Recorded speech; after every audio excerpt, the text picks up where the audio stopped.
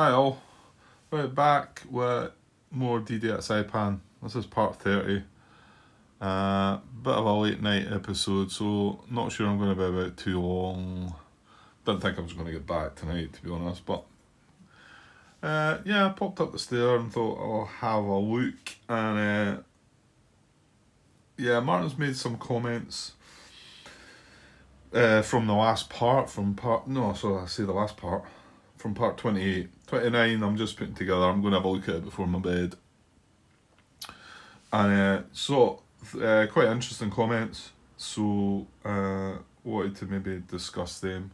Might draw the event card. I'm not so sure we'll get in the action phase, but hopefully I can keep it short enough that I can just pause, cut the video, and then add at least the start of the US action phase on tomorrow sometime. Right.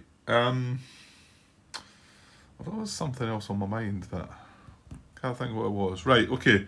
Right. His comments. The first one was me. He must have noted it. Why this HQ had moved here on its own, and although I don't know where it was and what part of the video it was, he said that I tried to make a movement under fire and the rifle company was hit and had to stay behind. So we had moved under fire from here to here. Disrupted unit down the bottom probably is the one that took the hit, and this moved in itself and left obviously the movement under the fire unit that got hit had to stay behind. However, he's then said, I just noted that the rules indicate that HQs can't advance if they don't have a company with them. Now, I knew these couldn't make a movement under fire. Well, he actually mentions this as well. I'll finish his comment off second. But the move that I made with that, I wasn't aware of. Although he carries on, this is not spelled out in the rules, only that they can't attempt the move on their own, which I was aware of, but is implied in the example on page 15. So I'm assuming you mean by that, Martin, that you just noted that the rules indicate that they can't advance. When you're saying that, I'm assuming you're finding that indication from the example on page 15. I'm pretty sure that's what you're saying, because you're actually saying it's not spelled out in the rules, and you've not pointed me to any other reference. So I had a look at that, and he's right enough. It says that this is on page 15. It's an example about movement under fire. I'm not going to go through it all. Well, hang on. Yeah, so here's the example here, page 15, and it's these units moving under fire into this hex here, and how it goes about. And it explains it pretty well, what goes on. But like I say, I'm not going to go through it all, but let's just look at, I mean, you can read it through it yourself if you want, but step 4 is where it suggests, where it seems to say, it says, I suppose I should be reading all, but I don't want to spend too much time. Since the infantry company took 1 step loss, that unit cannot move and remains in the hex it was located prior to attempting the movement under fire. So think about my example here. This is what's happened. I'm trying to move an infantry company with this headquarters, and the infantry has took the hit. A unit has took the hit. I've chose to select the infantry company to take the hit, left it there and moved my HQ in there. And in actual fact, that's probably a bad idea in itself anyway. I probably should have done it the other way about, shouldn't I? Because I would have had the choice of which unit took the hit, wouldn't I? Anyway, okay, so, and that's what the example is talking about here. Well, it's kind of saying that the infantry company is left behind, but this is where it sort of tells you that what Martin's saying. It says, however, since there is a heavy weapons unit in the stack, the HQ and heavy weapons unit may move into 2207, which is the hex. So that is saying that if that heavy weapons unit, see, in there, there's an infantry company, a heavy weapons unit, and a battalion HQ, right? I think that's right, anyway. And they're all trying to move into here. He draws a card It's blue. I think it's steady to steady, is it not? So he draws a card. Well, there's a card actually. So he... No, that can't be right. Because we need blue. Wouldn't it? We're looking at... What are we looking at here when you draw the card? We're looking at the fire symbols, aren't we? Right, I can't remember. It's been a while since I've done it. Since the card colour in the fire section matches the position colour. Oh, no, sorry. It's the green. It's the green position that's doing the firing. Sorry, my bad. It's not blue at all. It's a green. So we draw this card and we get a green diamond. And then... so with the fact that it's not intense, we need to look for a diamond. And you look in there for a diamond and it's the infantry company. So, but it's still got the heavy weapons company and the battalion HQ, so they can move on. And that's why it's saying... That's why Martin's concluding that if it had just been the infantry company and the headquarters, then the headquarters... Well, what would happen then, Martin? Would they both have to stay back? Or that would force me to do it the other way, as in leave the headquarters with a step loss disrupted and move the infantry company forward. Well, I would have never known that. And the fact that he's not pointing me to a rule tends to... Well, however, it is said in the rules that the headquarters unit can't make a movement under fire on its own. But this is not what it's doing. That's daft. Yeah. Yeah. I think that's a bit naughty in the rules to do that. I don't think. Yeah. Well, anyway. Yeah, I would have never seen that. But it seems that it must be right. So I need to be aware of that if I'm ever to make that attempt again, that, well, to be honest, I probably should have done it the other way about, shouldn't I? I can't really fix this because this has taken a hit as well, hasn't it? I could fix it in the fact that I could move the headquarters, take the hit off the headquarters, move it back in here disrupted, move the infantry company in there and give it another step loss. And give it a step loss. But I'm not awful sure. Because yellow and blue fired there, didn't they? I don't know, blue wasn't hitting there though, was it? Do I mess with this or not? Really? I mean, I think there's a lot of things that are being done wrong in this game anyway. And that's not... well, I'd like to say a lot of it's maybe not my fault as such. It's just... it's not clear and we've still not got answers that we need. So... yeah, whether some of you would have seen that and thought, yeah, you can't do that, you should have done it another way. But maybe. Martin certainly picked up on it, so he must have sort of like looked at that and thought, I think I probably should just leave it as... To be honest, I think it's probably... I'm in a worse position than I would have been, I think.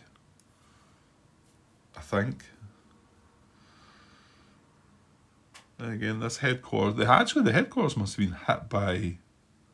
The headquarters not disrupted. Why is that? Oh, it got hit by the blue position, I think. Yeah. I think I'm just going to leave it. Because I could do what I said, reinstate that step loss, put it in here. No, actually, I wouldn't be reinstating the step loss. I'd be leaving it with a step loss, disrupted in this hex, so that it got hit by the movement under fire. And remember, our movement under fire was an intense, so it wasn't that we were looking for the symbol. It was us to pick any one unit to take a hit. We obviously drew the colour. Well, it would have been red, wouldn't it? Well, maybe not red, actually, because there's a lot of fire in there, isn't there? It could have been blue, red, or brown, I think, or maybe even yellow. So we were always likely to take that hit. Yeah, and like I say, I could put that back in there, move the infantry unit into there, and give it the step loss that it would have just taken, which I think would probably be a better result for me. But I'm not 100% sure that that would be correct, so I'm just going to leave it. Okay, move on. Right, second one was me commenting on this and wondering what Martin's question was, or if he'd got an answer. He actually says, I was certain that the example was another copy-paste type mistake and that the printed track is correct. So what I was saying is the example in the book was a mistake, probably copies from Iwo Jima or something. So he believes this to be correct, which is how we were going to treat it. So he just says that's why I pointed it out rather than framed it as a question. And then, yeah, funny you say this, Martin, because I looked across at this as well, and I thought, okay, what is that? He says, mildly unrelated, but I haven't figured out what the adjacent track record phase track is for. Yeah, I mean, yeah, I don't know either, because I don't think there's even a counter that would go in there, would it? I mean, when you get past the first day, it goes AM, mid, PM. And hang on, why has it got AM HQ phase? PM HQ phase. Okay, I never quite noticed that as well. I glanced at it and then I thought, what is that for? But there you go. Well, we don't know what that's for. Okay, moving on. At the 37-minute mark. Alright, this is huge, this one, and something that was in the back of my mind slightly. I think, yeah, well, there's 2 or 3 after this as well, so I better go for this one first. This might take a bit of time though. Okay, just try to keep that glare out of the way there. He says again that it's poorly worded and confusing. We're talking about losses. This was me talking about the victory conditions, and I mentioned about having less than 50 step losses. Right, but as I was reading his comment, some things came home to me. I remember seeing some of this, and hopefully I can find them now, what he's talking about. He says, I was quite certain that you only track the losses in the divisional loss boxes as explained in 18.1. Now, we're talking about these 3, we've got 3 in here with none in here. Now, I've just put the units in here when they've been eliminated, and there was something in the back of my mind wondered about that. Now, 18.1 talks about catastrophic loss, and it says catastrophic loss represents a level of casualties so great that the invader's fighting capability has been effectively destroyed. Important catastrophic loss defeat may not occur prior to game turn 5. So it's not that we've made mistakes or anything like that. In fact, maybe we had 1 unit in there at the end of turn 4, I think. I think the other 2 have came in since. Anyway, play immediately ends and the player has lost the game if US forces suffer catastrophic loss. The only units that count towards catastrophic loss are infantry companies and heavy weapons companies. And I'm assuming that excludes the battalion HQs, which I'm not 100% sure about, but just the way it says it. So I think that's the case. I don't think the battalion HQs would count, but let me know if I've got that wrong. Catastrophic loss occurs the moment the number of infantry units in any one of the 3 divisional losses displays is more than 12. So we've got 3 sitting there just now, so I'm thinking, well, that's not bad. I mean, we've got 9 to go, really, before we lose the game on that side, and we've got none at all in here. So Anyway, so again, I'm talking about the bit he's pointing out is me talking about this 50 step losses. Well, these are 3 units, but I mean these constitute 4 step losses each, don't they? Because it takes 1, 2, 3, 4 step losses to eliminate units. So in actual fact, that's 12 step losses there, isn't it? And if I was to go and look at the map and count up some other, if I was to look through all these stacks of units and try and work them out, that's why I was saying that if I was to play it again, I would maybe record every step loss somehow, whether it was on a dice or something, you know, it would, whatever, anyway. So, but here's the bit that he says, when a unit loses its second step, right, you place the step marker in the loss box, and when you lose the full unit, you remove a marker. So I've been just discarding these step loss markers. And did you give me a reference to this, Martin? No. No, but it was something that rang a bell to me. Oh no, it actually tells you here. Sorry, my bad. If an infantry heavy weapons company suffers a second step loss, immediately place a step loss marker in the appropriate divisional loss box. So yeah, so you know when you put the step loss marker on these guys when they take their first hit, then when he takes the second hit, you flip that guy over and you discard the step loss marker. Well, I think you're meant to put the step loss marker in here. Well, what does that signify? And then if an infantry heavy weapons company is eliminated, remove 1 step loss marker and place the eliminated company in the appropriate divisional loss box. Determine the number of units lost using the below values. Okay. Yeah, I should have read this. I knew there was something in this. Each eliminated infantry or heavy weapons company counts as 2 losses. So that's not 3 losses there, that's 6 losses. That's a little closer to 12 now. And each step loss marker counts as 1 loss. Yeah. I've read this before, honestly, I have read it, and yeah.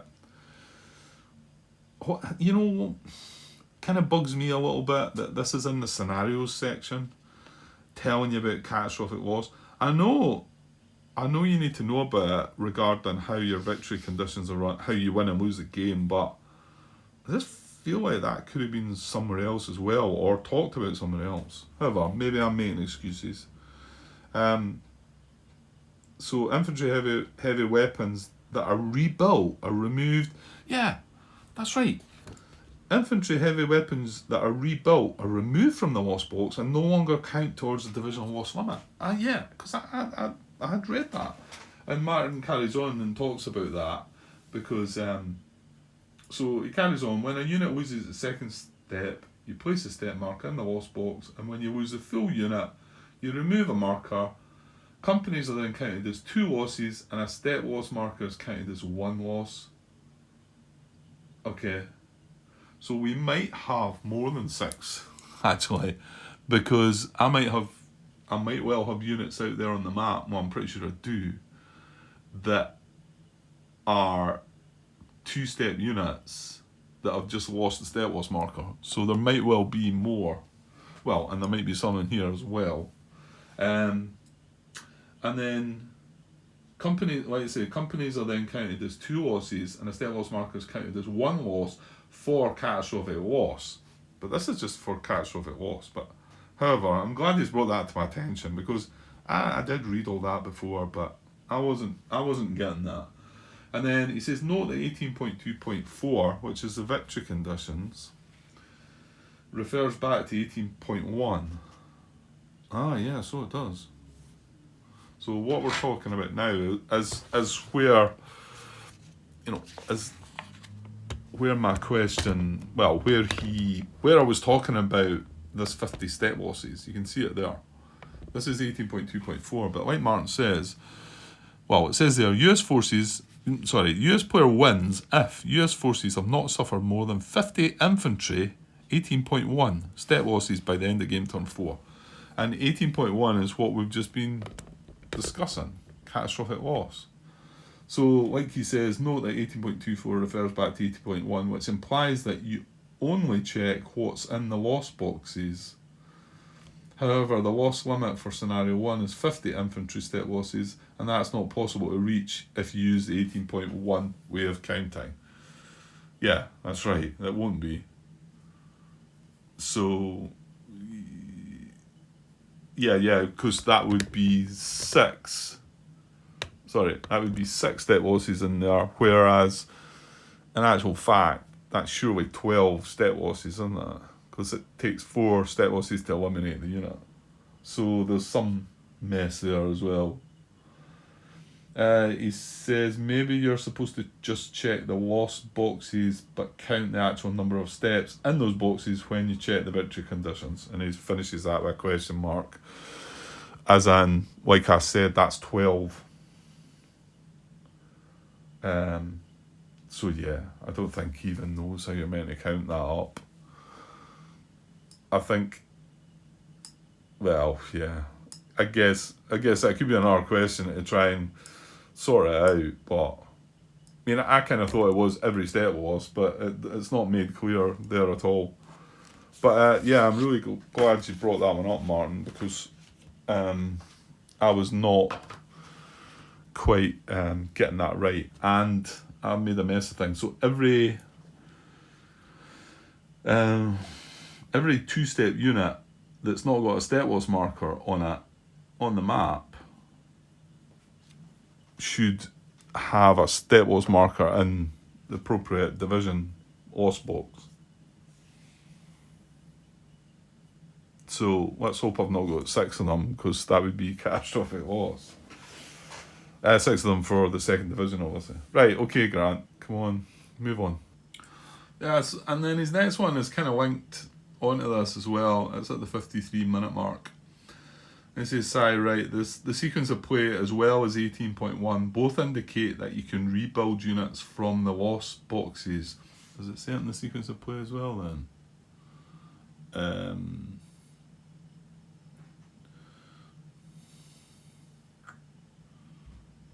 Well, I'm not so sure it says it on the sequence of play. Both indicate that you can rebuild units from the loss boxes. Maybe he's meaning in the book. I'm looking at the sequence track. Hang on. Yes, it is, because I read this out. And it's step 3. Oh, well, no, sorry. It is on the sequence track as well. I guess I wasn't thinking about the word on here. It says expend replacement points to rebuild units and replace step losses. So rebuild units means bring them back, you know. So it says it there, and then 18.1, which we've just been on about. Hang on. Yeah, no, I just read it, didn't I? It said infantry/heavy weapons units that are rebuilt are removed from the loss box and no longer count towards the divisional loss limit. So it says it both there and the sequence of play, but it's not mentioned at all in Rule 16, which talks about replacing points, steps. And that's why, again, I think I mentioned this, because I think I stumbled there a bit and thought that you could bring units back from the dead, if you like, and then it says you can, and it's this important rule that I catch again, like the fact these important rules seem to, they jump out at me and catch me out sometimes. Unlike other games in the series, only units in reserve may gain and receive replacements. So again, another copy and paste situation maybe? Did it happen in Iwo Jima?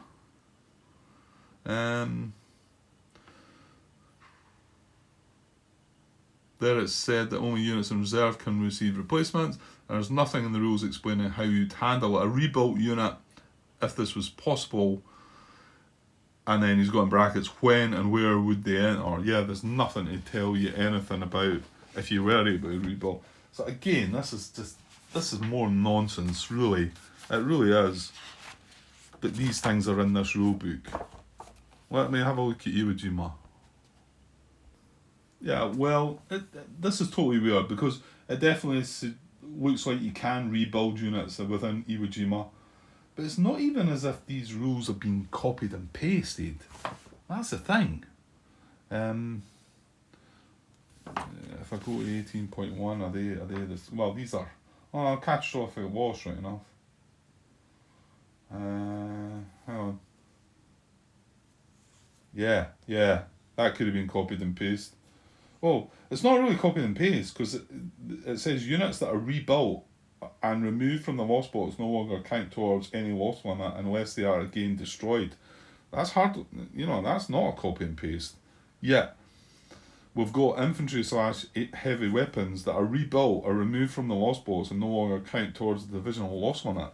So it's not even as if it's been copied and pasted, which makes tends to make you think that maybe they had wanted to allow you rebuilding units, but they've just made just while we're there as well, I'll skip the page. Yeah, just something, I don't know if this is relevant or not, Martin, but have a look at this. This is Iwo Jima's rulebook, and it's under the replacements, but see that little important note at the top? The replacements received for any of the below conditions are received during the HQ phase of the AM game turn. I'm just wondering if that's got any relevance to that. AM HQ phase, PM HQ phase. It sounds to me again like there's certain things in Iwo Jima that happen in the AM HQ phase and some in the PM HQ phase, but it doesn't look like it's got any relevance in this game. More nonsense, I tell you, honestly. Yeah, it's getting worse and worse, really. Not good. Not good at all.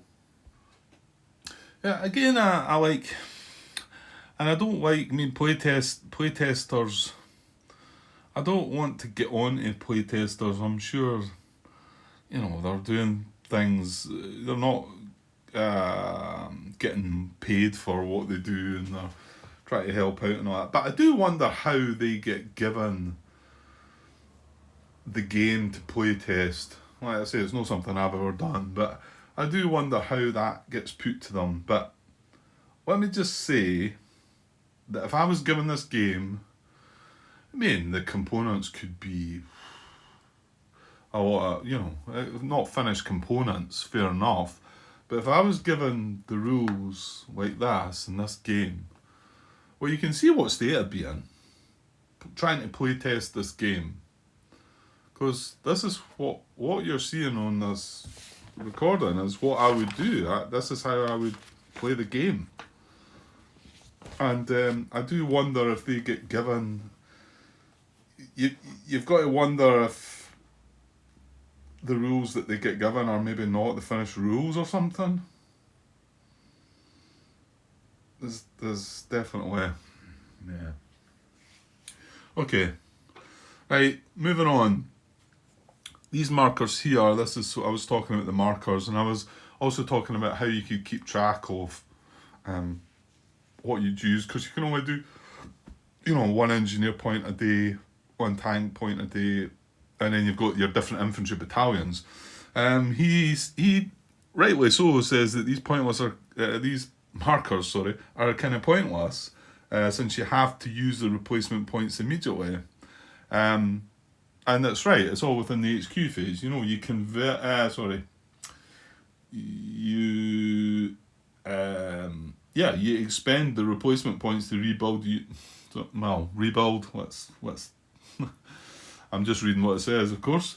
Rebuild units and replace step losses. So you've got to do that right away. So you would get, come the time next turn when it comes to my HQ phase, I'm going to get one engineer replacement point, I'm going to get one tank replacement point, and I'm going to get 2 infantry replacement points. And I've got to use all them right away. So, okay, I take the tank replacement point and I do. So, you don't really need to put them on the track. You know, they're going to be there briefly. In fact, there's no point putting them there. He does say, I guess you could possibly use the engineer and tank markers to indicate you have used them for the day, but not sure how. Yeah. And for the battalions, you would have to track which battalion had. I like I've initially thought there would maybe be more replacements kicking about than what it looks like there actually is going to be, but yeah, I mean, fair point. It doesn't look like these are of any use really. But however, and then last one is he says there's nothing I can see in the rules that indicates that engineers and tanks in reserve have to belong to the same division. Yeah, I concluded the same.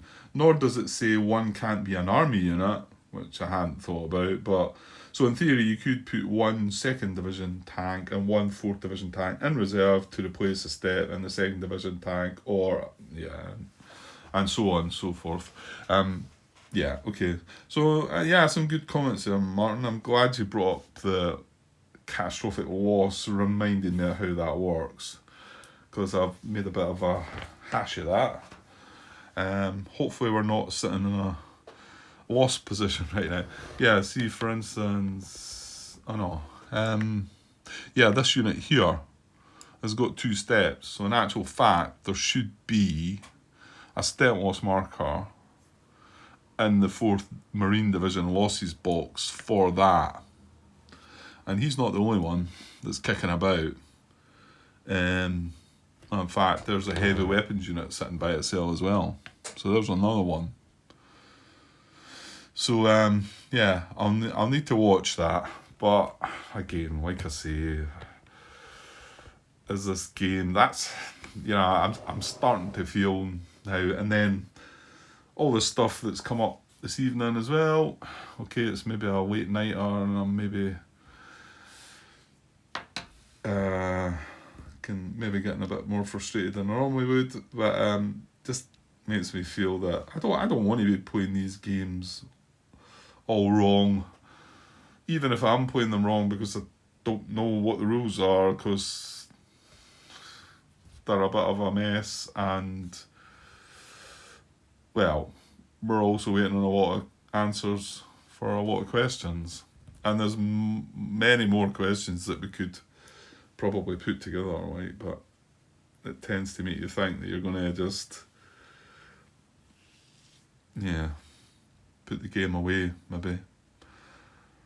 I don't want to. I don't want to. I don't know. Maybe I should put away and get DD at Tarawa out. I thought that was going to be my next DD game to record. That was the first one that I got. Really loved it. Haven't played it for a while. Never got anywhere near like succeeding in it. So it'd be, yeah, and they're all a challenge, we know. And yeah, there's some things in that. There's certainly questions. There's errata, It's not all cut and dry. It's not all, but it's much clearer than this. Absolutely. Right. That's me went 34 minutes just talking about stuff. So I think for tonight I'm going to draw the event phase. Let's do that. Right, give me a sec. Yeah, I also wanted to say, sorry Martin, I hadn't replied to your last comments that you made. I'm pretty sure I spoke about them all. I just kind of forgot all about it. And I'll try and put something down to them. But if I don't, I'll definitely mention them here. I'll look through your comments and talk about them when I can. Right, okay. So this is a second event. Now there's something slightly different. Well, it says draw another event card and implement that event for the rest of the current game turn. Any previous event is now ignored unless it is persistent. So, actually, what event? I've chucked the event card away. I've chucked the fire phase card away. Now that was the fire card. Forget, you're meant to keep them there just as a reminder of what's happened. And that was the event card, wasn't it? Airstrike, naval gunfire, Japanese tank attacks. Yeah, so there's nothing that was ongoing as such, was there? Okay, right, well, let's draw our second event for the day. Let's see what we get.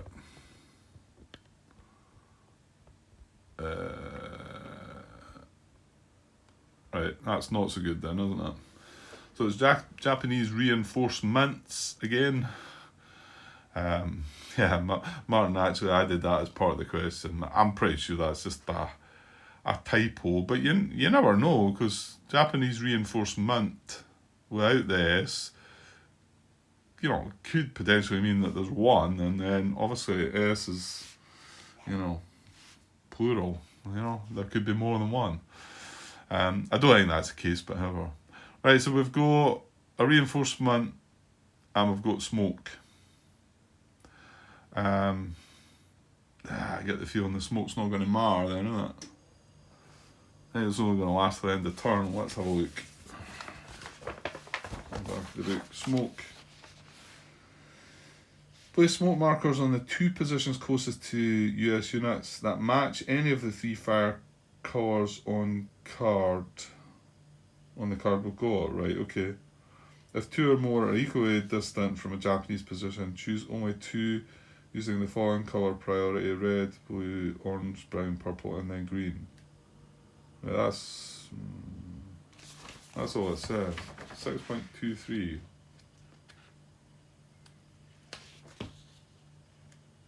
Smoke. A Japanese position with a smoke marker on the hex has its field of fire reduced to 1 hex. Ignore all non-adjacent fire dots associated with that position. Important. Smoke markers are removed during the end game turn phase. Yeah, so there's no point in me putting them on, is there? Oh, well, wait, Grant, wait. That could help me still with movement under fire, couldn't it? Japanese position with a smoke marker on the hex has its field of fire reduced to 1 hex. Ignore all non-adjacent fire dots associated with that position. Yeah, so that is still going to do something. Good. Well, that is good then. And then Japanese tank attacks, again, we're not at turn 7 yet. So, well, we need to do the reinforcement first, don't we? So again, we're going to, this question's been asked as well. So, like for Joe, it was one of the questions. How do you deploy the reinforcement? Because the event description says one thing, and then the rules 9.3, isn't it, says something different. I'm going to stick with the event description again, because I've done that the last time. So add 1 Japanese unit to 1 vacant position. The only thing I'm going to do is I'm going to put a depth marker as well, because I'm pretty sure that should be the case. Add 1 Japanese unit to 1 vacant position that is adjacent to a US unit. If more than one such position exists, choose the position with the fewest adjacent units. Resolve ties randomly. Okay, so I'm going to have a look about, because we're looking for a vacant position as adjacent to a US unit, and basically the fewest adjacent US units is what we're looking for. So I'll see what I can find. Okay, and then one other thing I think we need to add is it needs to be in communication, shall we? Does 9.3 say that?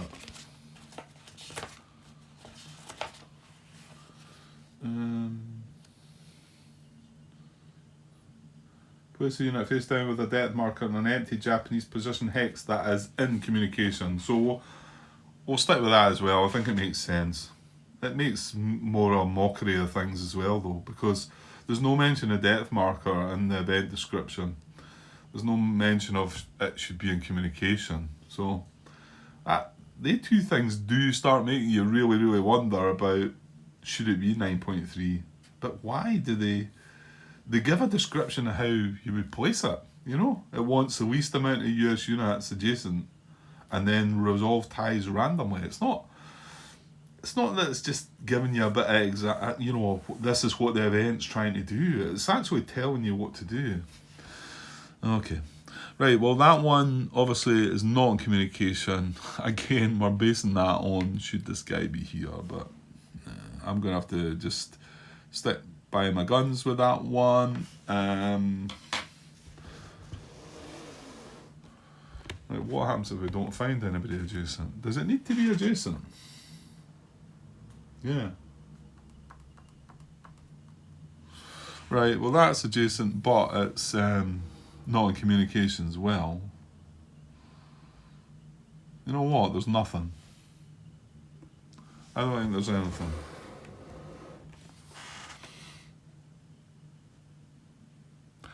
So there's the third part of the event description that makes me doubt that we should be using it.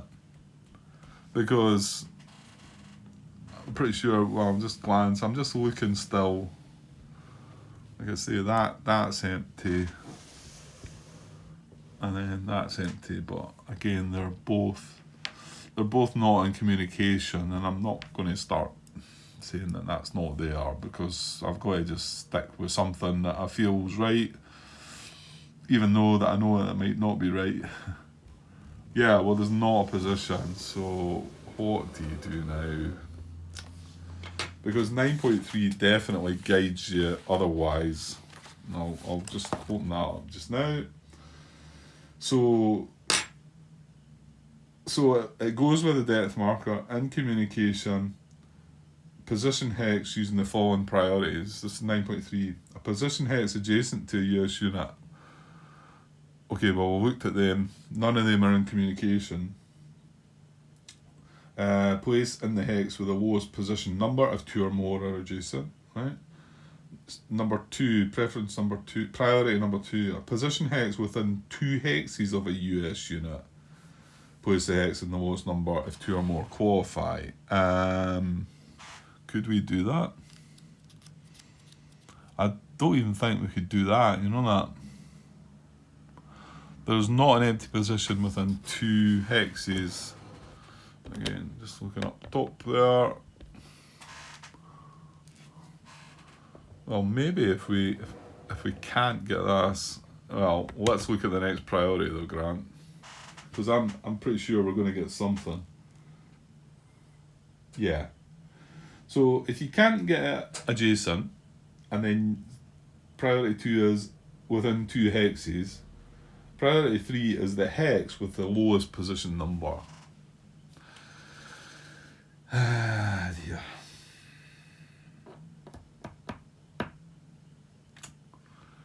Yeah, this is a mess.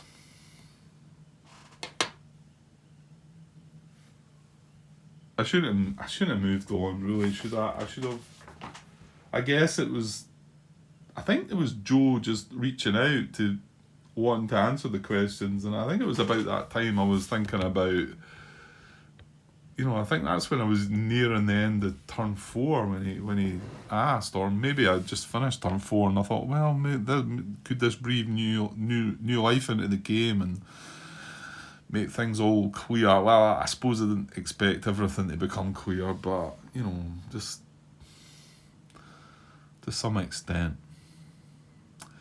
Okay, well, I didn't use 9.3 the first time when I deployed the reserve, but I'm going to have to use it this time, because there's no way they're going to get a Japanese reinforcement event and not place it because they can't place it adjacent to a US unit. That doesn't make sense. So I'm going to find the lowest position number, and then the priority beyond that is the lowest position letter. And just have to go with that. Okay, let me have a look. I think it's going to be D1. We've got A4 along here, but remember it's lowest number first, and then lowest letter. So we've got D1 here, and then obviously the letters go. So I'm not going to beat a 1. as in lower, and I'm not going to beat a lower letter because they go E.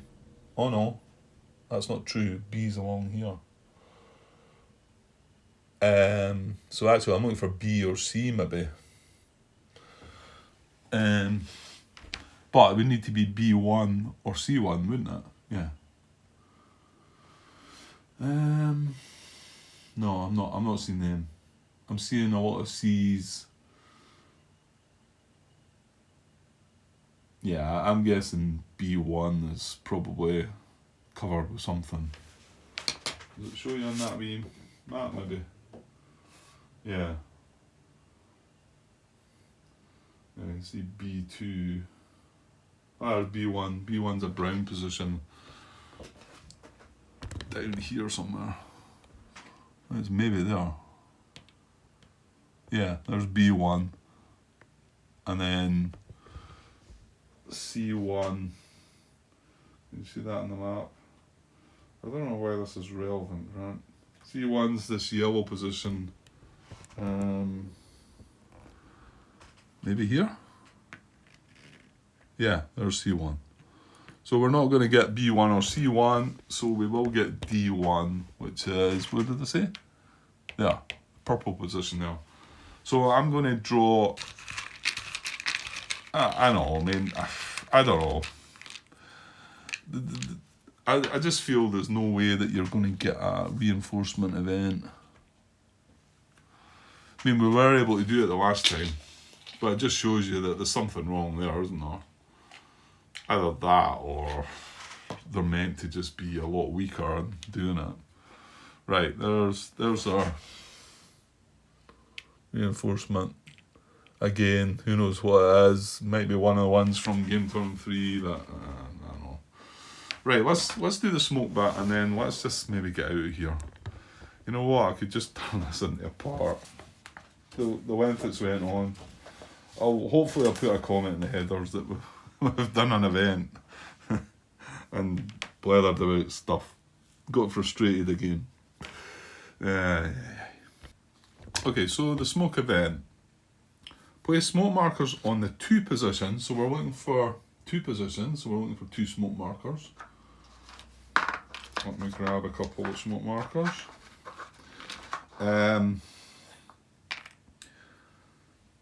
2 positions closest to US units that match any of the 3 fire colours on the card. So blue, green or brown. If 2 or more are equally distant from a Japanese position, choose only 2. Eh?